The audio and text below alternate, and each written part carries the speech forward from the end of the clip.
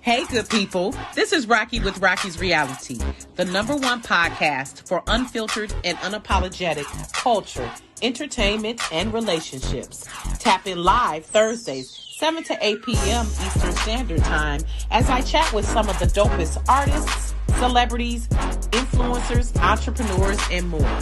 Make sure to catch us live Thursdays, 7 to 8 p.m. Eastern Standard Time on Facebook, YouTube, and Roku. See you soon.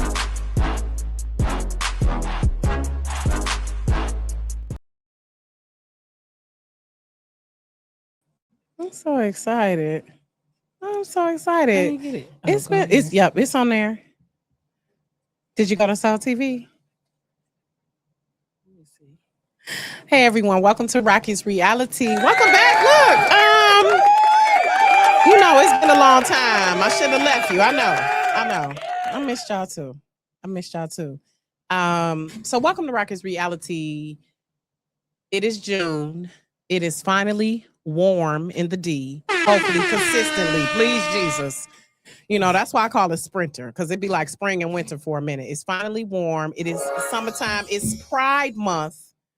Shout out to the LGBTQ plus IA community. I went to Ferndale Pride last month and had a good damn time. As y'all know, I am a proud ally. My thing is, if you're a good person, you're a good person. So, and I want to dedicate this show to my best friend who is deceased, Edward Johnson. He was a gay black male, and I knew him from 9th grade. We were best friends at Cass Tech, CT. And he was the one who first introduced me to that lifestyle, so to speak. And every time I was around those people, though, and I don't want to say those people, that community or whatever, LGBTQIA, I always felt a sense of welcoming, of warmth, of acceptance. And so just to this day, so it's Pride Month. It's also Black Music Month. So our next, our guest after our first one will be a rapper and also singer. So we'll get into that. So much I'm catching up, y'all, because I was off in May. Also, June is Juneteenth. Okay. Let's just put that out there for us, y'all. Okay. All right. And just know we will always be fighting for freedom. Always. Okay. Always. Y'all know I'm a radical on here. But tonight, I'm gonna get into some fun stuff first. I'm so excited. Listen, this is why I love Detroit, because we be styling. Don't we be styling? Y'all know we be styling. When you go somewhere out of town and you say you from Detroit, people be like, oh yeah, I could tell. And it's because of our style, our sense of style and who we are. And just we are trendsetters. We are trend makers. And I love my guest, a fine black woman, such as myself. I was just crushing on her. And shout out to her publicist, who is another fine black woman. I'm just like, I know why y'all be going crazy, because black women, we are that deal. I love it. So I am going to welcome to my show, without further ado, Candice Thomas, AKA the Queen of Cartier, baby. Listen, and what makes her the queen, okay? The queen is because she is the only black female in the Metro Detroit area who is an authorized Cartier dealer. Okay. I'm going to have her back for Women's History Month. But let's say that again. The only black female authorized Cartier dealer in the Metro Detroit area. Yes, welcome to the show, Candice. Thank you for having me. You're welcome. And I love the Detroit. Her shop is, listen, if you know, you know. If you from Detroit. And people said this on the internet the other day. They was like, do y'all say Detroit or Detroit? And I said, it depends on the conversation. Because, sometimes I'm from Detroit and sometimes I'm from Detroit. If you know, you know. So welcome to the show, Candice. Thank you. And thank you for having me. You're glad welcome to be here. I am glad to service my area where I was born and raised. I love it. So wait, east side, west side, what we claiming? West, Okay, baby. West, okay. Only West. West side is the best side. Y'all know I'm a diehard East Sider, but I love the West Side sometimes. Y'all good. Y'all all right. And it only makes sense that, I tease my husband because he's from Joy Road. You know, the West Side bougie with it. Of course, you would be the, women. So what road you, where? I was like, what? I'm 6 miles. Okay. Is that one of y'all rivals? I don't know. Okay. No. They just over there. We over here. That's it. That's it. We just over here this way and they over there. And I'm about to be like Boys in the Hood, like, what's that you claiming? Okay. But I love it. In Detroit, we do that. Because I'll be like, I wonder if people in Chicago do that. Be like South Side, West Side. It's like all these sides we claim. But we know as people, Detroit is just this like hum that we have. Yeah. And I just want to give you your flowers. Kudos to what you're doing to be the first as a Black woman. We already know as a woman first and as a Black, look, the way she dipped her hair, right? Because we know as a woman and as a Black woman to do what you're doing. Absolutely. And I say that too, because everybody always think it's Cartier is a street game or they think it's a quick hustle, but Cartier is actually a luxury game. So it is the oldest jewelry line around. So that is what I'm bringing back to our city. I'm introducing the luxury side and why you're wearing Cartier, and I get to explain what it means and what it is. I can tell you what Cartier is from the inside, outside. It is titanium dipped in gold, some silver, some white gold. I can tell you when it was made, how it was made. So I know I love it. You get your serial number, your stamp of authenticity. You get your warranties when you shop with Detroit because we are authorized dealers. So that's what makes me stand out from a lot of jewelers and a lot of just people fast hustling them on the street. Yeah, because you don't really know if they're authentic if you're getting them from somewhere else. But you know for a fact that I can't sell you a fake pair of glasses or I will lose my authorization status. I love it. I love how you ran that down. So you just covered about 3 of my questions. So that's good. That's good. But I do it in my sleep. I love it. How long have you been doing it? I've been in eyewear since like 2002. Like I was 22 when I started off at Pearl Vision. Then I went to DLC. Listen, Pearl with the E. If you know, you know. Exactly. Pearl Vision. It was the very first Pearl Vision. It was a serious business. It was serious before, very serious. But I ended up working at DLC, and that's where I learned how to change the shape sizes, and that's when I got involved in luxury. So that was my first go around. I had to be about 24 then, after having a job and going there. Stayed there for a couple years. Then that went that closed. Then I went to another optical, which was America's Best, became a manager there. Went to Optica and just said, I'm doing this myself. Once I got to Optica in Somerset and I had been doing it, and then I was familiar with the community and everyone had already known that I was an optician for years. I just decided because I had made corporations so much money in other optical stores and other people's businesses. I worked very hard. So I sold, I made sure everybody else was good, and then I did my own thing. I used my knowledge, and my partner and we took our knowledge, we teamed up, and we opened up our own store. I love that. 2002.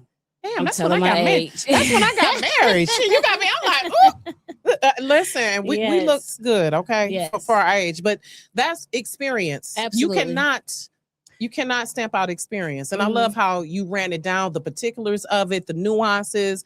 And in this social media age, because I'm sure you've had to pivot and evolve as you've gone. You've seen the industry pivot and evolve. Let me tell you, because you're going on, that's almost 25 years. Yes. So that's another thing that people don't understand. Just because I'm quiet and I'm a background person does not mean I'm not observing.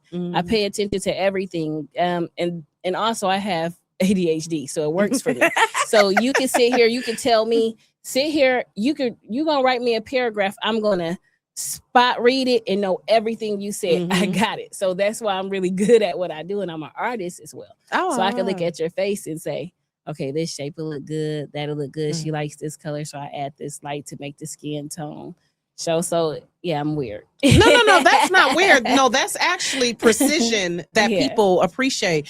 Because it reminds me of when I got my kitchen redone, and I had a female designer and she had a crew who did the actual work, but with her design and with her eye, she was able to put things together that I wouldn't even thought of to put together. And that's what people need when they're looking for things aesthetically. They need to know, sometimes you need to suggest stuff to people that they wouldn't even thought of wearing. And that's what they appreciate. Because I appreciate when, if I'm coming in here spending my money, as women, we make 5,000 decisions a day. So if you can help me make this decision, and I'm sure men respect that as well. Absolutely. So when I was working for corporate as well, so I went from luxury and then I went to America's Best. Like, so that was kind of like the cheaper, but I introduced my staff in to show them how to introduce it in a luxury way. So when I became a manager, because I knew what glasses were supposed to look like. So you don't just let people come in and just get anything. You get up out your seat, you show them, you put it on their face, and you measure. I'm glad you get up, because it be some who ain't done got up. And some of them SBS Vision people don't be getting up. They just be pointing me to the wall. They do. They do. They let you pick out 10 pair, and you say, how does this look? What I do know is when you pick out your glasses, especially if you're in a prescription, you don't know how your glasses are going to look on you. You're asking my opinion because apparently you're here because your vision is bad. So I'm going to pick it out, help you. I'm going to assist you, and I'm going to show you what's going to look good and why you need this lens. I'm not even going to give you an option to get a lens that you're not going to be able to see out of, that's not going to look good. I'm not giving you that option. I'm going to give you your total and tell you what's included. So that's another thing. Before we came on air, you were saying to Joe how when you go to the optician, they don't always give you what you need. No, they just give you. So you would sit there, and this is typical in a regular doctor's office, optical. You'll sit there and then you'll say, all right, here you go. What does my insurance cover? Or I'm gonna tell you, that's my decision. That does drive my decision. What's covering it? Has the year passed yet? Can my husband's insurance cover some too? That's all questions. Did the kids use it up? And this is and so this is where we go, where others go wrong, and I don't. So I'm gonna say, hold on, let me do that. I'm gonna look at you, look at your script. I'm gonna tally up everything that you need. Then I'm gonna say, hey, this is the cost, but your insurance covers this, that. And this is your total. And this is your total. And this is what's included in that total. So this is where, I'm giving the blueprint. So if we got an optician that's listening, take the blueprint. So that's what works. That actually works with most people. 95% of my customers trust me. Well, 100% of my customers that come to me now trust me. But when I was working for corporate, I could say about 98% trusted me, trusted my judgment, and knew that I wasn't just upselling them. They trusted that when they got their glasses, Candy was going to make you look like $1 million. Right. Yeah. Right. So Day Trois, when did that open? Day Trois was open in 2020. I registered the name in 2020. Oh, wow. So before pandemic time? Yes. You know what? Let me tell you. You brag with it. Yeah, you a black woman. We known for doing some shit in the midst of some shit. So I ended up, I had COVID, and I was going to do a nonprofit for children. I've always loved children. So I was laying in the bed and I got COVID, and I'm not even being funny. Once I came out of that COVID coma, I woke up, I registered the name. I said Day Trois Luxury Eyewear, and that I'm going to have a luxury eyewear boutique. I didn't know how I was going to do it, but I just felt that I knew that was coming because we were on furlough. And I said I would never let a job tell me my worth ever again. Yeah. What field were you in? Optical. Okay, right there. Because you couldn't be close up to people. No, so and then I was sick, so we were closed for furlough. So I was actually, I was sick in the first, but after I recovered, I'm not being funny. I registered my business. I had a time. I made sure I got the best out of life around that time because being sick and losing all your energy like that. Changes your perspective. Your whole mindset changes. Absolutely. Absolutely. Like that's what I was part of, what happened to me and got me on my weight release, I say, journey, because I've always been a big girl, but around COVID, getting COVID, seeing people die. I had a friend who died on my birthday of 2020, like stuff like that. Grandma, dad, all these people dying, but just also just seeing how the culture shifted and our way of life. And we're in a new normal now. Like I don't see like we're back. When people say we're back to normal, we're not. This is a new normal, and I think we're still traumatized from it. But it's been a lot of and that's the beauty of life, right? It's been a lot of great things that have come to fruition because of COVID. Because if you hadn't got COVID, you might have still been working in corporate. Absolutely. And might have not in that COVID coma said, "Oh, well, I'm going to do or have a truck show or have we coming up." Yes, and how we had COVID never happened. I'm gonna be honest, that COVID never happened. It was kind of like God was just showing me that this is what it is, because I got COVID. The first day my store shut down at work I ended up with COVID in the very beginning. And I was in denial though. I was in denial, but my mama wasn't in denial. So that's a funny story. But I was in denial, and I was. She knew you had COVID. She knew it. She was like, my mama knew it. My mama knew it. I wasn't coming out the room. Just like she know you pregnant. Just like your mama. She like, you not coming. Go sit your ass down. I was like, oh, you are sick. You are sick. So so she started making my tea, and my mom really did take care of me around that time, and I couldn't eat.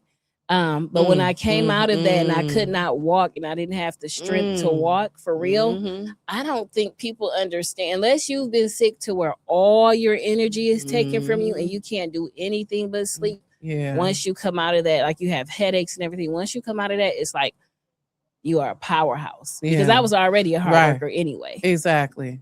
Right. Yeah. You're like, shit, so it's now time to go into overdrive now. Yeah, I was like, I would not be miserable for corporate anymore. I would not. Oh gosh, child. Woo. I can do a whole litany on that, child. So what how do you become, let's talk about the specifics of how do you become an authorized dealer? What are some stuff behind the scenes that people would not even think? So because I think people just take that for granted. Like they probably think you just fill out some paperwork and whoop-de-doo. Oh, well, if it was that easy, then get an authorization status then. Let me see you do it. So you have to, so you hear a lot of people talk a lot of mess. I could be if I could, if I wanted. Well, why aren't you doing it? How come you're not doing it? I'm just saying. So I get a lot of shade because I wouldn't get it the right way. But what it takes more than just filling out paperwork. Cartier has to authorize you for doing it. And I do understand that Cartier did authorize a couple people out of state who. But they were in the midst of changing companies during COVID when that happened, when they authorized it was a clothing company that had like a name, so they know they made a mistake there, you know. That was like in I don't know what state, so I don't really want to call them out like that, you know. But you have to get approved through Cartier.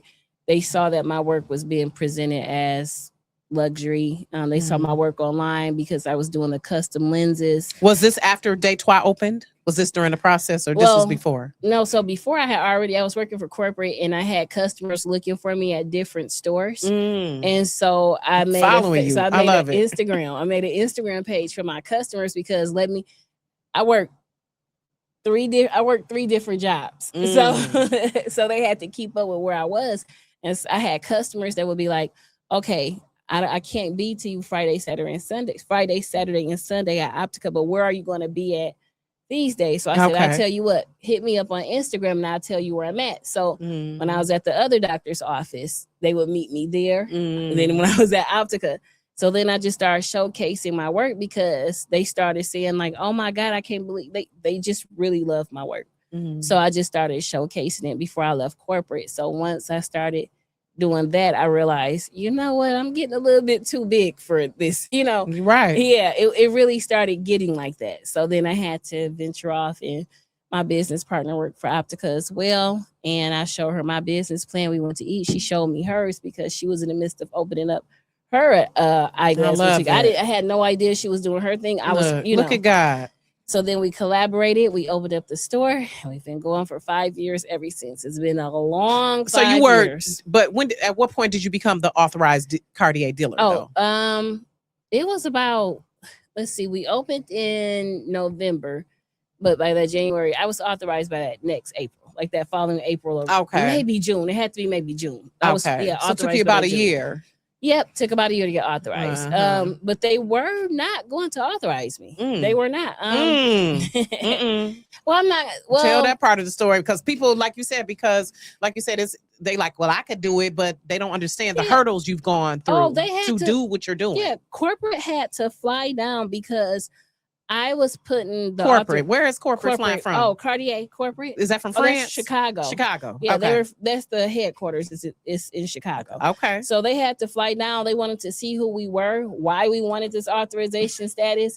We were told no before, because you have to remember we're off being a black Detroit. woman. I don't know if your partner is black, but she's white. Okay. So no, does she have to be the face? No. Okay. Because you know sometimes to get certain, we get that hurdle of. You know, it's actually the opposite for her, to be honest with you. I hate to, it's actually the opposite, because I get a lot of love because it's Detroit and I'm known. I went to Cooley. Okay. You know what I mean? So they're familiar with me in this city. And so, so I get a lot of love. But, well, how we get authorized, basically. Yeah. So they had to fly down and went to see who I was. And honest to God, I told the Cartier rep, I said, do not, next time you come, I want to meet your boss, who told me that I cannot have an authorization status, because I was for certain that she hadn't saw this. Right. She hadn't seen this. I was doing this before everybody was doing. Well, we were doing this in Detroit, period, before anyone else was doing it. Exactly. Yeah. So how do you choose? What is the process? Like, do they send you a catalog and you pick certain out? Like, how do you decide what's going to be part of your inventory? How many varieties do they have? Oh my God, Cartier has so many series. I can't even begin to tell you how many series. And now lately they have a ton, which is why we're having the trunk show on June 13th. Okay. And that's going to be at Detroit. Yes. Which is located where? Suite 313. It's inside Greenfield Can Plaza. we bring up the flyer right quick, Joe? Oh, yes. Right. 21700. So it's like an overstock type thing. So they're going to show you everything that Cartier carries, even their precious collection. When you're saying they are, so Cartier. Someone's coming from corporate Absolutely. to present. Our Cartier rep. Cartier rep. Listen, okay. You can't do that if you're not an authorized dealer. Yeah. Wait a minute. So okay. Yeah. So I want to get a little bit. So how do you decide these are the ones you're going to display in your store? Well, anytime I get a lot of compliments on it, or if I make it for a special customer, if I know, I just like to spend them. I keep everybody's stuff, unless it's a star who doesn't want their stuff advertised, or I don't know. I just pick one. I'm so good, and there's so many different varieties. No, I mean, like when you're selecting from the dealer, like how do you decide which ones you're gonna have at your store? So they come in, they show me all the Cartier, and I pick out what I think that majority wants. Okay. But if you want something exclusive, like I might get let's say 2 or 3 exclusive pair in there, because it's only certain people that want exclusive items. But I also have a site where you can see all the Cartier collection, and you can choose what you want, and I can pre-order as well. Yeah. And I love how you slipped in there. She's like, if the star doesn't want it. So you've had youth service celebs such as Big Sean. Yes, that was my favorite. Who else? Well, I can't say that was my favorite. All of them was my favorite. All of them. Okay. Who else? Big Sean was so nice. Trey Songz was my heart. Oh. So Trey Songz was so nice, and it was my first really big shocking celebrity on camera thing, because that was just a whole last minute phone call. Okay. So he was in the city and I'm coming through. Well, I was going to his concert anyway, because I'm a fan. Okay. And then I got caught, and it was just, that was my favorite moment probably for me to even have a store. And I needed it around that time, because I had just lost 2 significant people in my life. So I had really needed that moment. Yeah. Right. So Trey Songz, Big Sean, any ladies? This is one lady who don't want me to tell, because she doesn't want anyone to know where she gets her glasses from. Okay. Do they sometimes make you sign an NDA, or they say that at the beginning? We just want this off the record. No, they trust me. Okay. They just trust me. One of my favorite clients is Devin Funches. Now I know everybody pretty much knows him in Detroit. Yes. Yeah. Okay. Yeah, that's one of my biggest clients. Shout out to Devin. He's been supporting us since before I even had my store. So what? Oh, you know him, Joe. You know, okay. He like I must. Okay. I do. My husband. I know I heard the name probably. We're yelling at the TV with the damn lions, Lord. Yeah. So let's get into what is the range, the price? Because people are like, I'm gonna get some Cartiers. I'm gonna get some Cartiers. How do people pay for it? Let's get into that. Well, here's what is the price range and how do people afford it? You can find Cartier for like as low as $495 and up. Mm-hmm. So typically people would pay like $12.95 for a wire frame, and then the lenses will be an additional cost depending on what lens you want. So that can range from $265 and up, depending on what you want done to your lenses. So we change the shape and the sizes for any rimless frame. And like if you get a full rim, we don't just sell Cartier. This is actually a Christian Louboutin right here. Okay. Yeah. So we do a lot of luxury.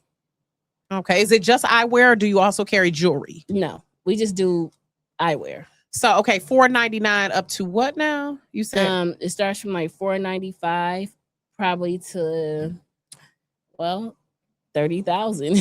Wow. 50,000, yes.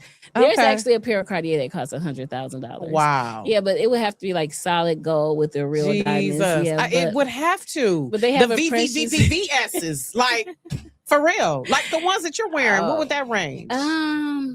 This varies because this one I actually added these diamonds. Oh, so this is not a Cartier that comes with the Cartier diamonds, but this one I added. So this one is roughly, we'll talk about that later. I don't even nobody know how much I can yeah, because we don't want nobody jumper. I'm from the east side, y'all remember, so I will beat y'all ass if y'all mess with her. It wasn't that much. But just know you protected because you've been out here. I will. Period. Let me stop. No, for real though. But no, yeah. So let's talk about that security. How do you secure the store? How does the Cartier rep be secured? Like, we have two. Oh, don't worry. That day we have two guards that will be sitting next to her. Greenfield Plaza has the best equipped guards. They really do. We have the best guards downstairs. We have security that walks the floor. But the day of that trunk show, I will have my own security, including theirs as well. I will have security sitting next to the rep, and I will also have security at the end of the hallway. So we will have an overflow of security. Have you ever experienced a threat on your safety though? Because of that, because people might seeing you online might really think, oh yeah, she got money. How that degenerative mindset is though, you know, because when people are jealous and I heard you say a couple times it's some haters, and I could really believe that, and it could be a dangerous thing when people are jealous because they don't realize it's not about they're not capable, but do you have the will to do it? Are you going to have that determination? It's just my job. Let me do my job. I'm not here to compete. I'm not here to outsell. I'm really just here to do my job to make my customers look good. So I really have anxiety about that, to be honest with you. I don't like going places. I don't like a lot of people. I don't like going places in Detroit where there's a lot of people. I struggle with that. Like I even struggle with talking on this podcast because I feel like people are going to be seeing me. Oh, they are. Some people have checked in from Bakersfield, California, Guyana. I told y'all we international. Hey, so TV, Long Beach checking in. This is an international. Yes. And you're gonna be seen if you on Rocky's Reality. That's for damn show. So and people think that you have more than what. Yeah, that's what I'm saying. I'm grinding just like you. Yes. Shit, we just like the Jeffersons. Yes, we finally got our piece of the pie. And let me be quite honest with you, because I did everything the right way and I had to buy into it, and I still have to buy into keeping the authorization status. People don't understand the stress that comes with that, because I'm paying. If you sell your item faster on the streets and it's a fast hustle, you can sell it for cheaper. I can't do that. Yeah. So I signed a contract stating that I won't sell Cartier for cheaper than what it's for, because you're taking the value down. Yeah. When you sell it like that, you're taking the value down, you're turning it into a drug deal. Yeah. Pretty much. So yeah. But I said, I'm not knocking how people get their money fast, but I don't want fast money. I need things that's going to make sense. I need you to have a warranty. I need to be able to take care of you. I need to know that all your parts are authentic. I don't need you coming back questioning me. Right. Because I know if you tell me I sold you a fake pair of Cardi's, you a lie. You know, Right. I have your serial number. I could look that up and tell you exactly where you got your glasses. Absolutely. I love it. Well, I appreciate it, Candice. Thank Where you. can people find you? At 21700 Greenfield Road, Suite 313. You can also find me on Instagram at Queen of Cartier Day Trois or 313_Day Trois. All right. Well, thank you for coming on the show. And the trunk show is next Saturday. What time? 2 to 7. Saturday, June 13th, we will have auctions. We will have discounts. We will have refreshments. We will have out of town mixologist who happens to be my little cousin. Yeah, I thought I was going to ask you. She's too. coming all the way from Atlanta. Yeah, if we had, hey ATL, I was going to ask if you was going to take this on the road at some point. You know, we never tell. Okay. We can't give away all the secrets. Okay, so it must be in the works. Look, you know, I'm like, so if and when you decide, just let me know, so we can, share it here on Rocky's Reality. Absolutely. That Queen of Cartier is on the road, y'all, because I could totally see you like at Magic Show or something like that in Vegas. So just keep put that out there. Just put that out there. Just put don't that out give there. too many of the we can't. Look, y'all gotta my thing is I'm not a gatekeeper because people still gotta do the work. Because you'll tell people stuff and they still won't do it. You can lay the plan out and tell them this is exactly what you do. And a lazy ass will not do it. And I don't think people understand how they don't even get it. It ain't even about God. It ain't always about talent or the gift. It's about, are you gonna use it? Are you going to be disciplined and committed and consistent? Absolutely. That's what it takes. That's what it takes. It just takes consistency. It's so many days.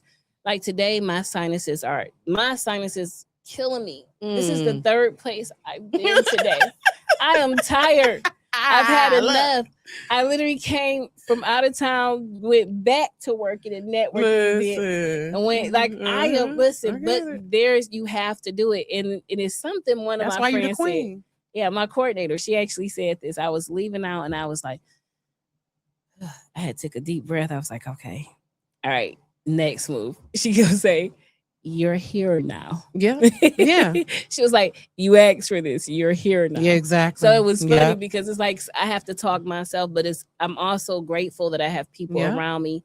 I have my cousin who's PR. I have people around me that genuinely want me to win. They see what I'm doing and they want me to go after it. Yep.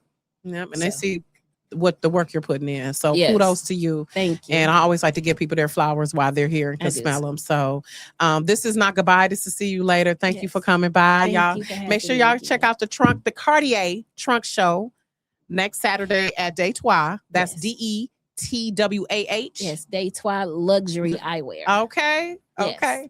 All right. Thank you. Absolutely. We got to add the 313 on there because we the original D. Okay. All right. Thank you. Y'all just hold on just a second. We are going to just take a brief break as we have our second guest join us soon.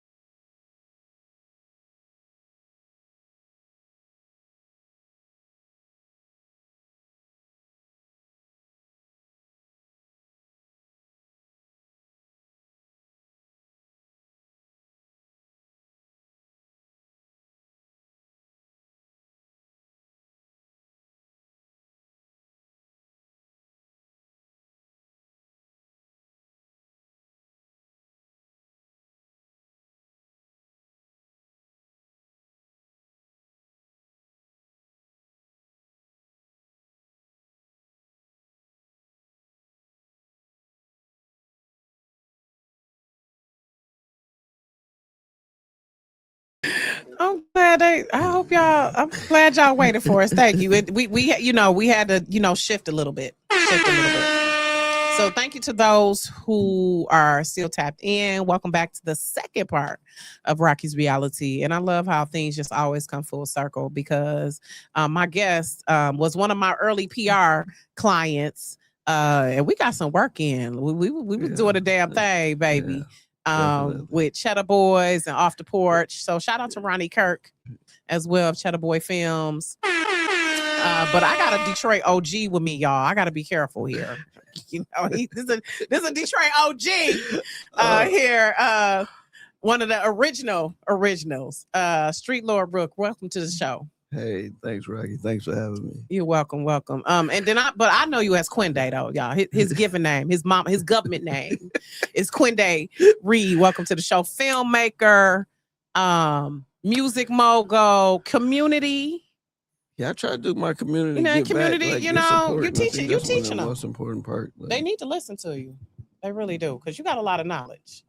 I try. I feel like we need more support though. Like you as a community activist saying, you mean you? I think all of the people, like, we need more support for the kids. They got the kid takeover going on right now. Right, Lord. But we need more support from the city for like helping these kids, like giving them something to do. They don't got nothing to do. So what are your thoughts on Mayor Sheffield, like her whole plan that she's trying to put into place? Like, I don't know what I thought she had met with them and they were going to do like a committee thing, and it seemed like they had laid out a plan for what they would have to do. But is it just maybe it's taking a while to implement or what? I don't know, but whoever those kids are that's organizing this, those are some phenomenal kids. Because to be able to for lead the teen takeovers. this many people and get them somewhere to have fun or whatever they doing, like, those kids are phenomenal. Those talents need to be home because they're leaders. They might be leading kids to do something where bad stuff happens, but they're definitely leaders. They know how to market. They know something, and that's a skill that need to be honed because it works in business. But we don't look at it like that. We looking at it from the negative standpoint. But those kids who putting that together are some very bright individuals to be able to pull. This is my thing. Like, I agree, but two things can be true at the same time. I don't want to see your ass on top of the bus stop, though. That's my issue with it. I get it, and we need to give our kids something to do, but I also feel like it's a parental accountability thing too. I'm not blaming it all on the city. I think, like, as parents, we have to be accountable too, because my son is 15 and he knows damn well we will skin him alive if he will be downtown, because he's been downtown, but you on top of a bus thing or you taking stuff out of a store. Like, it's like a limit. My thing is, I get that they need activities, but also it needs to be, as parents, you can't just let your kid be out here wilding. Okay, so what about when the kids in Ann Arbor did it after Michigan won the national championship? And they was burning up the buildings and burning up stuff. I can't say burning up the buildings, but they were setting fires. Yeah. It wasn't the big outroar when the but are they doing that every weekend though? I mean, like, these kids, the teen takeovers is, and I get what you're saying, because Ann Arbor is a liberal town. That we know why it is, because it's rich folks and mostly white kids doing it up there. It's okay for them. So, like, don't make it like when our kids do it, we're the worst kids in the world. No, I don't think it's bad, but I think it's like all bad of our decisions. parents is not doing what they supposed to do. Kids are going to be kids too. Like, I'm sure me, you, and people, we've done some things that our parents don't know that we shouldn't have done. This is true. And today we probably like, man, we was on some bullshit. Yeah, this is true. I don't know. I have mixed feelings about it, because I just feel like it's. So what's the solution then? Man, more activities, more things for kids to do, like roller rinks. We ain't got no arcades. We ain't got nothing. What do we have for the kids to do? Yeah, I mean, we have opened up some community centers, haven't we? I mean, it's not enough where kids are doing a lot of community stuff.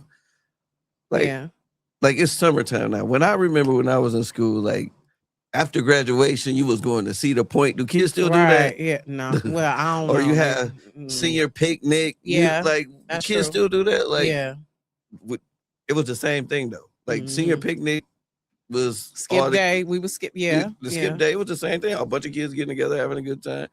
It probably, it's probably changed a little bit, but the times have changed. We don't know what it's like to grow up as a kid today. Yeah. They have so much access to everything. Like, yeah, everything it's not like hands. You said, it's not like we wasn't wild. We just didn't have social media. Yeah, it might have been wild. 10 times. Yeah. If we had social media and Twitter, like, it'd be Joe, like, listen, I get it. And as a social worker and as a parent, I just feel I have mixed feelings. I get what you're saying, and you're right. When the white folks kids do it, it's okay. And I totally and that's unfortunate. And I have to tell my son, as a Black young man, you can't do certain shit that other kids do, especially being in the bird. And we raise our son. That's my fear at times when he's out. I'm like, police are gonna see you a certain way. People are gonna look at you a certain way, especially because he's 6'3" and he's 15. Oh yeah. So that's my concern. I'm like, don't be you out gotta there. Be mindful how you talk to the police. Yeah, but I hate that. But it's not fair. So, but that's why I'm glad, and kudos to you for people like you who are going and speaking to youth, who have things such as Detroit Film Club. Yeah. So let's talk about that. That is one of the things, by the way, that kids can be doing. Yeah. I mean, we just trying to bridge the gap and teach the kids there's other opportunities and there are other way and things you could do with your time than doing some negativity. You know, you can learn a skill that can go on, you can make money and create a valuable living for yourself, you know, and you can do something fun, make a movie and just jail. Like, I've seen very young kids, they got potentials to be great directors that I've seen and worked with at a very young age already. So it's just honing the talents that our kids be given that a lot of times they don't get a chance to hone based on their financial background or family background, where they not able to do certain things. Where if a kid have a skill, if he's interested in music, a lot of people can't get the kid piano lessons, or they can't get the kid drum lessons. So you can't just rent a studio, can't just get studio time. Yeah. I feel like just we have to treat our community more like a community and help one another so we all can grow. Because a lot of times we be thinking we better than the next person because we got a nice car and they don't got a nice car. Oh, but if we all live in the same block and our kids go all to the same school, we all the same. We ain't outclassed each other. We all right here together. So we need to take care of our community. Like, this is our community. We can't be littering. We can't be messing up the houses. We can't go do all this bullshit because this is where we all live. Yeah, that's true. You know, that's so true. It's like, so how did you get to this mindset? Because if you know, let act like I'm someone who's meeting you for the first time and don't know your history, know who you are. I know who you are. Okay. I know who you are, but let give people a snapshot because this is national, international. So y'all, this is Kwende, Streetlord Rook. He did give a snapshot. I mean, I grew up in the projects on Section 8. You know, my grandmother raised me. My mom was in and out of jail. My dad in and out of jail. So I know both sides, you know, and I wound up hustling, trying to figure it out. But really, I was hustling, trying to figure it out because it was nobody around to come be like, look, you can get just as much money over here in construction. Like, the guy who got the construction company who building homes that's making a ton of money, he don't come back to the hood to show the kids, like, listen, you can have all that same stuff legally. We never get to see him, but we see Ray down the block with the men, so we want to be like Ray. Yeah, and he getting it quicker. Because us going to school, that's going to take me a little longer to get to the money. If I go to construction school, I'm not going to get it as quick. I think that's part of the issue too. Kids want that. We you know, that young mentality we have. We want it quick, and as we get older, we realize you gotta grind for it. But I think if we saw it, we wouldn't do it like that. Like, whether it's quick or not, we don't see it. Like, we don't see no stockbrokers in the hood. Yeah. We don't see no architects. Yeah. The construction workers that we see is probably the low end carpenters.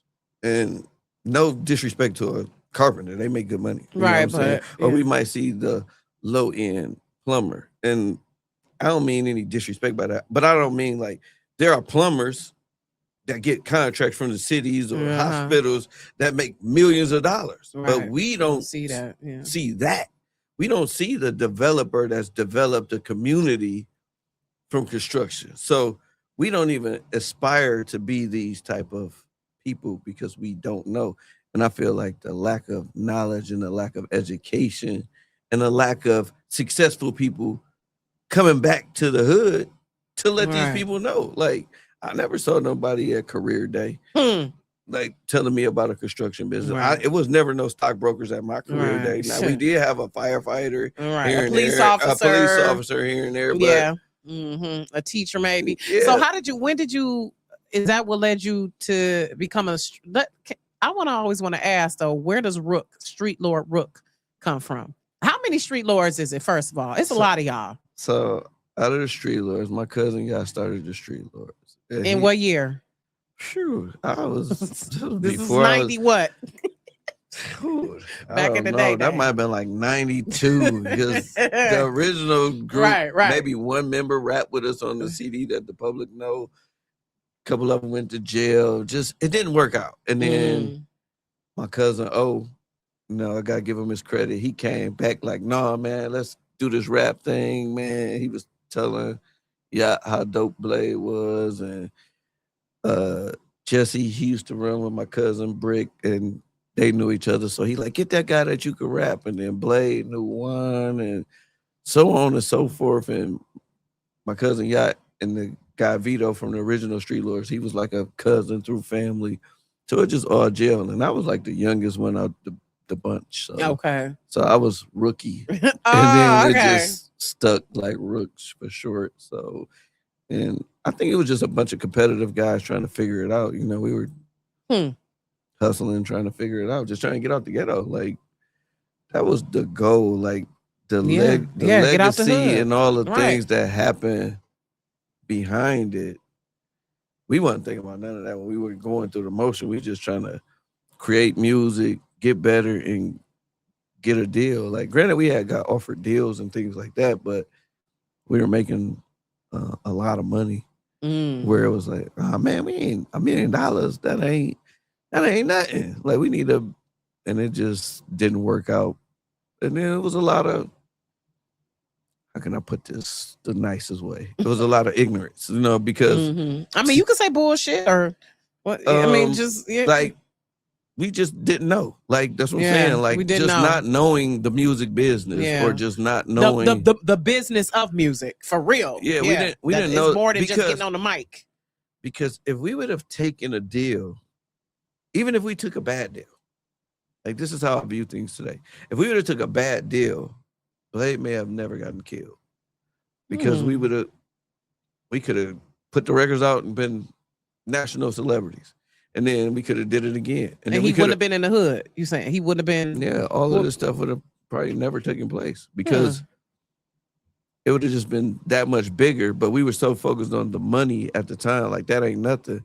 We never even thought about, well, we can renegotiate on the next deal and get more money. Yeah, no different than Drake is doing today. Right. When you don't know, you don't know. Or 50 Cent, like. The first deals that those guys took, most rappers, the first deal was probably not terrible. A good deal. Terrible. So we were looking like, man, we get money. That ain't no. Yeah. And you weren't looking at the longevity of it. No, just right now. So what shifted? Blade's death is obviously was a cultural shift for the city, and I'm sure it shifted y'all lives too. And just to this day, how his name just still rings, and makes an impact. So. How did things shift for you after was that part of what contributed to the mindset you have now? Like, I gotta, shift some things. I gotta get more legit with it. I gotta get. No, I was, to be honest, like, even when I was 18 and I was hustling, I started a pet shop. I was just trying whatever to get out of street life, whether it's pet shop, clothes, movies, whatever. I was just trying to figure it out because, like I said, my mom had been charged with federal prison. My dad been to federal prison. So I kind of knew you got to do something different. It was just a matter of time. And I was really, by the time I got indicted, I had stopped hustling before I got indicted. But they was bringing up old shit. Yeah, they was always bringing it up anyway. So I've always just wanted to be successful. So the best thing happened to me was going to prison. I'll just be 1,000% honest. Like going to prison, I was able to meet different people that had way more money than I had, and we were making millions of dollars, you know. But there were businessmen there that had hundreds of millions, where I was able to learn the stock market. I was locked up with the guy on the Enron case, Daniel Bailey. Like he was worth like 80 million, and we would talk every day about the stock market. Wow. And you were just soaking up that knowledge. Yeah, because I knew like I ain't went in jail trying to meet no connects and all of that. I was like, look, I'm gonna do something different, and I'm gonna figure it out. So it was, jail is like, you could go learn whatever you want to learn. Like you could be a better criminal, or you can learn some shit to do some shit different. And I just kind of like took that time to soak up as much knowledge as I could from different people from all walks of life, because it was all different kind of people in prison with me that was far more wealthier than drug dealers. It was guys who owned insurance companies that had hundreds of millions, where you would see them buying airplanes from jail. So it was just a different experience. And then going to prison, like that shit was just fraud. Like I just learned a lot about the justice system. Like that shit ain't really justice. It like, ain't. It's the criminal legal system. Ain't no like, justice for us. So when you got out, you that made you be like, look, I'm gonna be on my shit now. Is that when you started saying I'm shifting into movies? No. I had shot a movie before I went to prison. I shot the movie Envy. Oh, okay. Before I went to prison. No, it's just all of the shit that we look up to growing up in the streets. Like all of this keep it gang, all of that shit is fake. Like all of this code that so minimum people live by, that shit is fake. Like, I mean, everybody, when you break that shit down, everybody be fucking telling. Like, it's unfortunate, but I'm just keeping it real. That shit is fake. Like that code that I grew up by.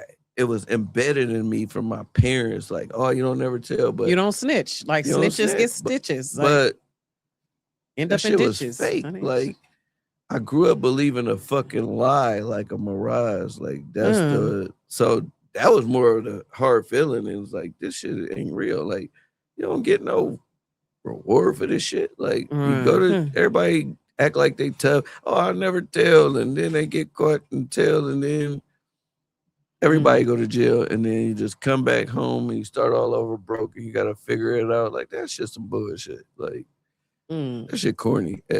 So after I got indicted, I had an attorney named Margaret Rayburn, and she was like, I was telling her like the time frame that they was saying I did all this drugs. Like I knew I had quit before then. She was like, "Oh, you think this is fair?" Especially as a black man, right? Right? Like, yeah, like, no, yeah. So she like, it ain't no justice for you. So when she gave me the rundown, like how it works, I was just like, yeah, I got bamboozled. Like, yeah. She was like, this is really not fair. She was like, look, it's gonna be like all white jury. It's gonna be all white people. They gonna believe what the police say. The police gonna say you sold marijuana. You're gonna have a couple of friends come in here and say you sold marijuana. And she was like, it's gonna be you saying you didn't. And she was like, who you think they're gonna believe? And that's what and so that lends to that line in your song with your one of your newest tracks, the one with Babyface Ray, where you said, I went to jail for selling marijuana and now it's legal. Ain't that some shit? So like on our case, they probably took $10 million worth of shit. Like they took $10 million worth of property, money. They seized a ton of stuff on our case. And then now Burner sells cookies. Right. Exactly. I mean, and here it is. I got a felony that can't get expunged. It had to be pardoned by the president because it's federal. God. And then they're like, oh, felons can't carry guns. Like, and then we have a felon in the White House. Listen, or we got kids still shooting up schools. Like ridiculous. So, and then they want to give reparations to the people who attacked the White House. And it's like, wait a minute. It's sickening. Bullshit. Like, where is the man? It's insane. It's a lot of insane shit happening for real. Yeah, so let's talk about Cheddar Boy Films. Okay. So that was an extension of Cheddar Boy Records?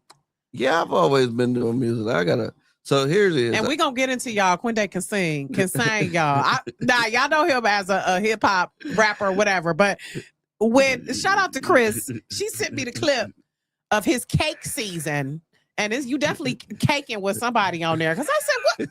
So she inboxed me. I said, oh, so I hear the singing, right, Joe? And I'm like, okay, you be waiting for the rapper to come in. Like, okay, come in with the verse. And I'm like, I said, oh, it's still singing. So I inboxed her. I said, who is singing? She said, that's Kwende. I said, he can sing?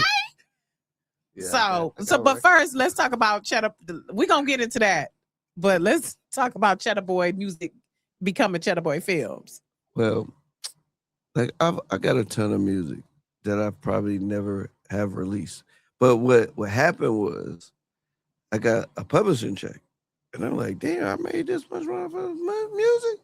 I'm like, I don't even be promoting this shit. So I'm like, man, I got to start dropping this shit. Mm-hmm. And I just know the value of publishing because my stepdad owned the rights to the James Brown record, It's a Man's World. So I'm big on you realize the paperwork you had to do to get your money. No, see, I've just always known like ownership, publishing is big money because like when he owned it, we would get quarterly checks. So when I seen at the end of the year, I got a check from Song Trust. I'm like, damn, man, you made this much money and you don't promote this. So I'm like, well, shit, I got to hurry up and start putting out because if it's just sitting on my computer, I ain't making no money. Right. But so I got to start releasing this music to get my extra money. So that was Cheddar Boy music. Yeah, that was like the lost tapes, and I got a bunch more lost tapes that hasn't come out. Okay, and that's out now. Yeah, lost tapes out now. I got a song on Bayface Ray. It's playing on the radio. It's playing in several different markets. I got an R&B song playing on the radio too. So but wait, what led to Cheddar Boy Films though? I was doing movies. I was at Too Short Studio on the first Streetlord album. And it was a guy named Calvin, and he was trying to get Too Short to do a movie. And I'm like, and he was trying to sell Too Short to do like a pimp movie with Bruce. Oh my God. And, that would have been good. A bunch of comedians. And he was telling Short about it. And Short probably was like reluctant to do it at the time. I don't know. But when he said how much it cost, I was thinking like, shit, I got that kind of money at home. As soon as I get back, I'm going to be shoot a movie. And I shot Envy. Like, granted, Envy went way over budget. It was a disaster, to be honest. But it wound up coming out. Did pretty well. But I just had the bug for making movies and creating intellectual properties that could last a long time. That's produce residual income. So that's really what it's about.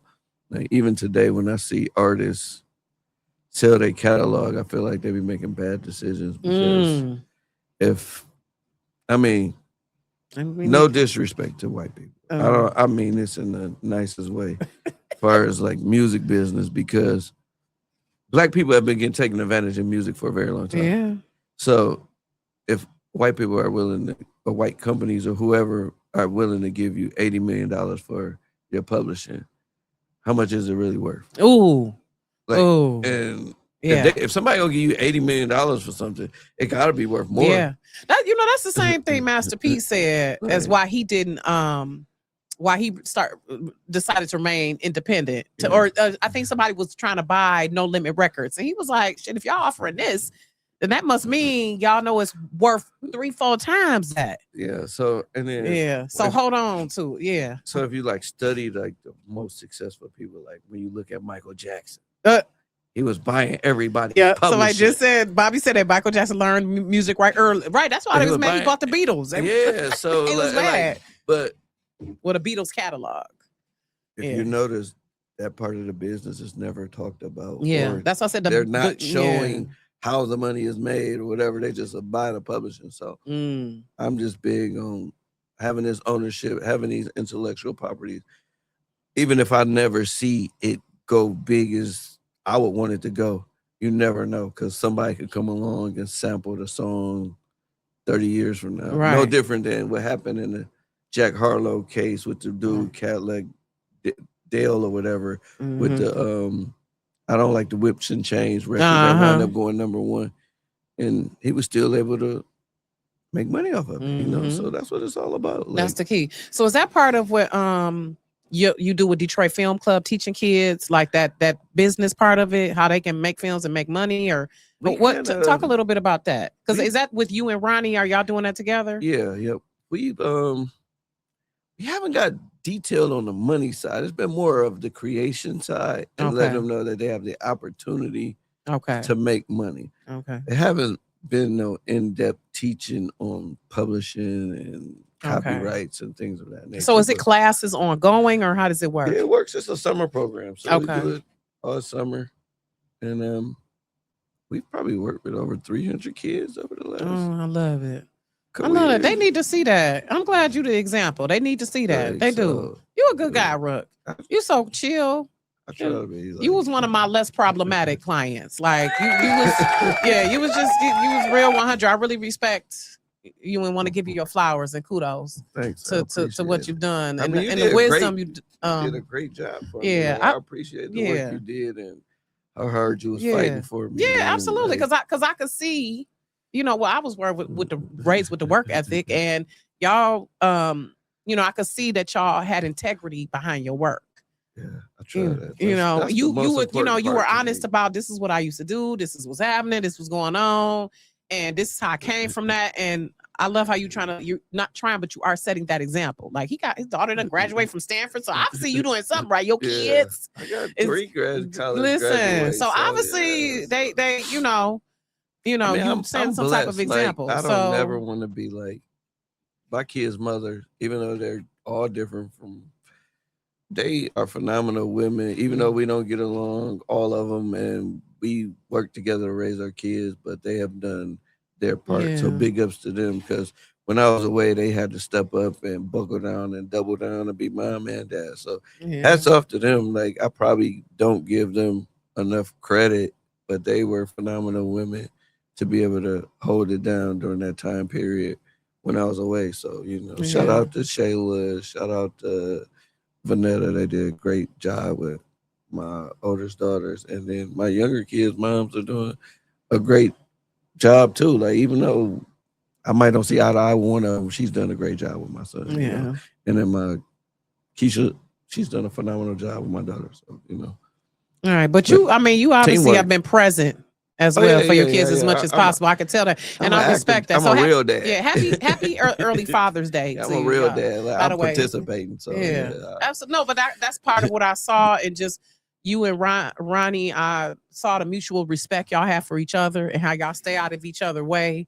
Y'all respect how y'all compliment each other. I saw that when we were working together. So is it y'all making another movie soon, or what? We got 2 TV series finna come out shortly, so we working. So I remember you was talking about like a romance or something, a love story. That movie came out though. So that movie's called Real Love. It got Mojo Brooks in it, Nina Monroe, new star Yvette, Jermaine Brown, Simone. It's dope. Like, it's a lot of. Is it out now on Tubi? It's out now on Tubi. Called Real Love. I'm gonna have to check it out. It's a good, funny love story. Like, Yeah, I love you multi-talented. That's that Aquarius. Y'all be doing 50-11 things, just like my mama. She do so many things. And I want to play the clip, Joe, because it blew my mind. Like, you don't look like you sound like this. Like, I ain't gonna lie, I was really impressed. Like, I said, so this is mine off Cake Season. Yeah. Right? Okay. I gotta hear it first, because I can't hear it, but I can tell you. Right, I got 3 R&B records out right now. Mine, Be Careful Who You Love, and Long Sex. Yeah, that was what I said. He got some more freaky dicky shit. Love made me this way. I got my heart like money. I don't have love, I don't play about mine. That's why I say you mine. I'd rather argue, fight, crash out than let somebody touch mine. Call it toxic, call it crazy, but it's mine and you mine. I don't play about you, understand. You mine, can't nobody have you, mine. I ain't gotta talk, you're mine. You mine, for real, I don't play about you. I get jealous, I don't know how to chill. You mine, I mean it, you mine. I don't shit, I don't split, I don't deal. You mine. Okay,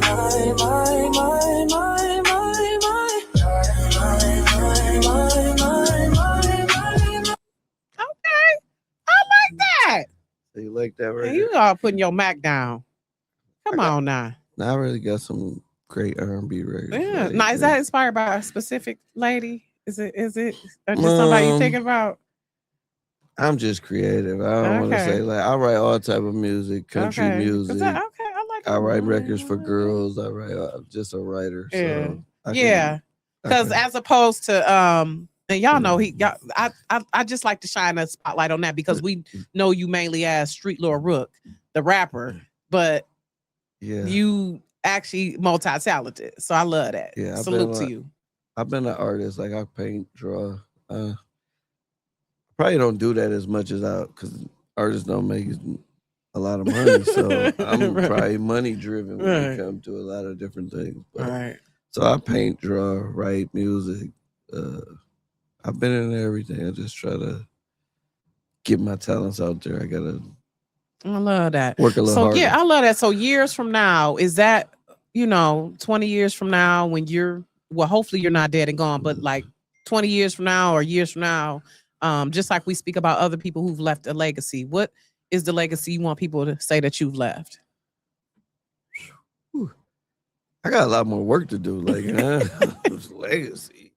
I mean, like, I don't be bragging or talking about all my accomplishments or all the things I've done because people will probably be shocked. So I'll probably take the modest roles of that. But people who know me will be like, man, you should tell your story. But I'm trying to build something like Disney, at the end of the day. Like, it's way bigger than what I've done. Like, I got so much more that I want to do. Like, we got to inspire a lot of people to do great things. Like, it's going to be bigger. It's bigger than me. Like, yeah, that's true. Yeah. That's why I'm glad the future generation, we got to, If I can inspire people to try to go be great and pursue their dreams, that's what it's all about. Like, inspiring other people to just try it. Even though you come from the hood or the ghetto, you can go far just trying because it ain't no such thing as you can't. Like, I done been all over the world and I'm really just like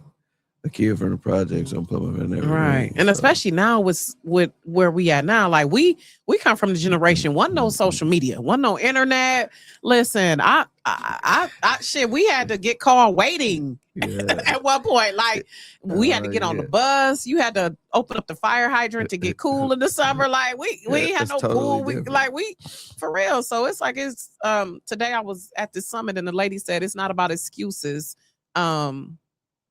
What did she say? No excuses. Oh my gosh, it's leaving me. But she was pretty much saying, don't make excuses, just make a way. And that's just gotta make a way. That's more so what I've been on my whole life. Like, we ain't gonna talk about the problems, we're gonna talk about the solutions. Yeah. How we gonna figure this out? And that goes with everything. I'm a firm believer of you get out what you put in. You don't put nothing in, you ain't getting nothing out. So if you're trying to be the best drug dealer and you keep putting the work in, you're gonna be good. You're trying to be the best student and get all A's, you put the work in, do your homework, you're gonna be good. You're trying to put the work in on the basketball court and you keep shooting jumpers and you out there every day, you're gonna get better. So you get out what you put in. If you studying film and you writing every day and you working on your craft, you shooting as many videos as you can, you'll become a better filmmaker. So you get out what you put in, whether it's being a publicist, whatever you're doing, you put the work in, I guarantee you're going to get something out. Now, if you don't put shit in, it ain't going to be nothing in return. Yeah. How do you deal with people? One last question. How do you deal with people who envy what you do and envy, because I'm sure there's a lot of people who probably look and think like on the outside, or he got it this way. He got it. Like, how do you deal with, because like you said, we've had to unlearn a lot of mentality. I mean, this one thing I'll tell you.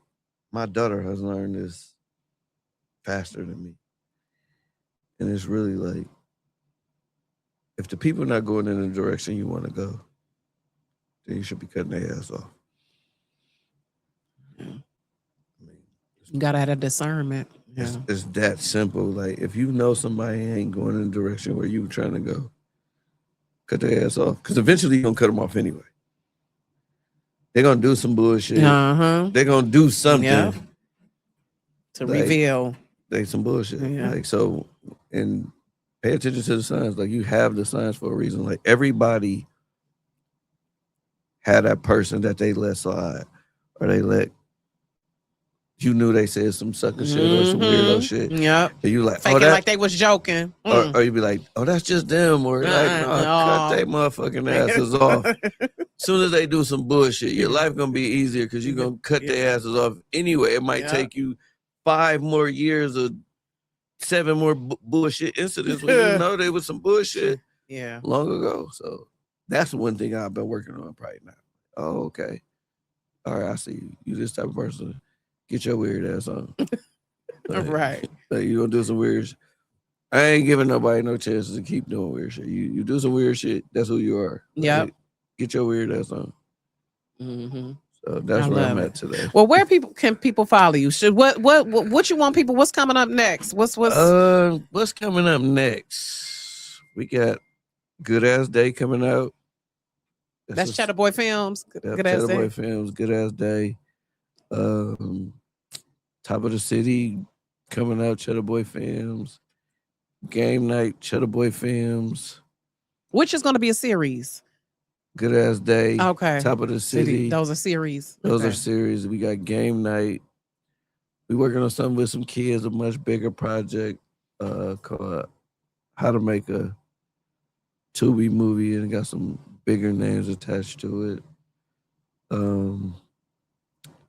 Lost Tapes is out now. Lost Tapes is out now. Cake Season. I'm probably releasing volume 2 on both of them, Cake Season and Lost Tapes, real soon. I got some other stuff I'm working on. I don't want to make the announcements yet, but end of July, it should be ready. And have something big and it's going to be different. So we're just staying busy. You know, I've probably been chilling a little bit lately, or seem like I'm chilling because I had like a lot of deaths in my family, like close to me, like in the last 2 years. So it's just really just taking some time off just to appreciate life and appreciate different people, you know? So some of it was hard to get over. Like 6 close family members died back to back. So. Oh, wow. Like all my grandmother kids has passed away now. Like people that was like really, really close to me. Like we have friends and family, but we have those real people that you grew up with your whole life that you really count on. So it's tough when you lose those type of people. Yeah, like, it's different. Mm-hmm. So I've experienced, like I've lost my mom and dad and my grandmother young, and then I just recently lost a lot of other close people to me. So just kind of been chilling. My condolences. Thank you. Yeah, you got to take time for yourself. Yeah. And the older we get, you got to be like, okay, decompressing for a moment, tapping out. Yeah. Okay, well, where can people find you and follow you? Streetlord Rook on Instagram, Streetlord Rook on TikTok, Streetlord Rook on Facebook. I forgot what it is on X. It's so many. Yeah, I can't keep up. Like, I'm on Instagram though. Like, somebody hit me up on Instagram, I pretty much respond to everybody unless they just on some negative foolishness or something. I was kind of like tune that out. Like, but other than that, I respond to pretty much everybody. All right. Okay. Well, thank you, Rook, for coming on. It was an honor and a pleasure as always. All right. Appreciate you. Appreciate you for having me. Absolutely. You're welcome. You're welcome. And thank you, everyone, for watching Rocky's Reality. Next week, we're going to have another Detroit legend, Swifty McVay. Are you familiar with Swifty McVay? Yeah. So he'll be here next week. I think he dropped something with Exhibit and Ice-T. I'm like, damn, got them together. So, yeah, right? Okay, I think it's called Nightmare. So we're going to continue with Black Music Month. And again, thank you all for watching. And make sure y'all follow Streetlord Rook. And also make sure you check out that Cartier trunk show. You got some Cartiers? You got some buffs? No buffs. But I have several pair of Cartiers. And wait a minute, aren't they the same thing? Am I color? Ain't buffs? No. One of the styles is buffs. Yeah. See, y'all know. See, I'm broke. I don't be buying that stuff. Lord I Jesus. don't know. When is the so Cartier buffs trunk? are a type of Cartier, Joe. Okay, get me together. I mean, okay. All right. I'll be feeling like. But shout out to the Queen of Cartier. Streetlords made Cartier popular. They don't show enough appreciation for the Streetlords in Detroit to me. Like, the people do. But Cartier does it. Or not just Cartier, like the city of Detroit doesn't show the Streetlords enough appreciation. And I just gotta say just it period. I mean, you gotta think for the culture of Detroit. Yeah. When you think of Detroit, you think of the boss up, the Streetlords, the jury. Yeah. You think of a lot of things where they got boss up Cam at the Piston game. Yeah. And I've seen them give away Spirit of Detroit awards to everybody but the Streetlords. So at some point, I seen Cardi B get a Spirit of Detroit award. Oh my God! It's like, come on, man.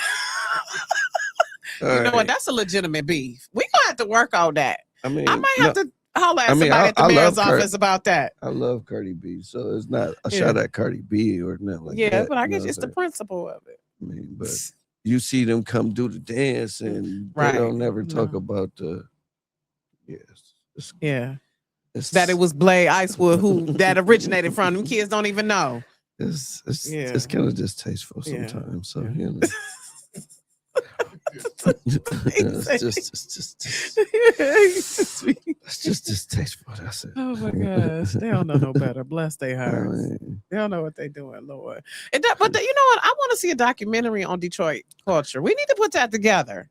I really think because there's a lot of stuff behind the scenes that people don't realize that's gone worldwide. That's due to Detroit, and even Detroit, we don't realize how the scene has been created and the foundation built on certain people. Yeah. Maybe we need to do a documentary, Cheddar Boy Films.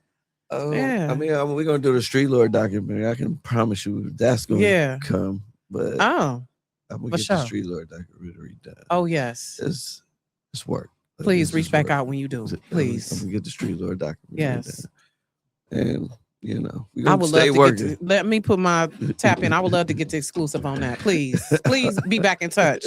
Because I'm all about giving our legends and elders they do, baby, because we be forgetting. The kids be forgetting. Yeah. You know, they be forgetting. So, because I'm sure Babyface Ray was so honored to work with you because he's part of the newer generation. Like, for real. Ray's a dope, super dope guy. Like, super dope. We had a great time in the studio. Like, our studio session was dope. Like, seeing him work, he's a phenomenal talent. Like, super dope. I've worked with a lot of those guys. Big ups to all of them, from 4-2 Doug, T Grizzly to Ray, Sada, Skilla, Payroll, you know, it's a Baby Money. The list goes on and on. Like, anybody I forgot, please know I appreciate what you're doing. I love you guys putting on for the city.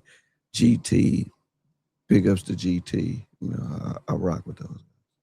I love it. I love to hear when y'all getting along. You know, I'm always getting along. But you stay out the way pretty much, though, too. You try to. You like, I'm not about to be all about that. But thank you, everyone, for watching. We will see you next week. Take care. Have a good night.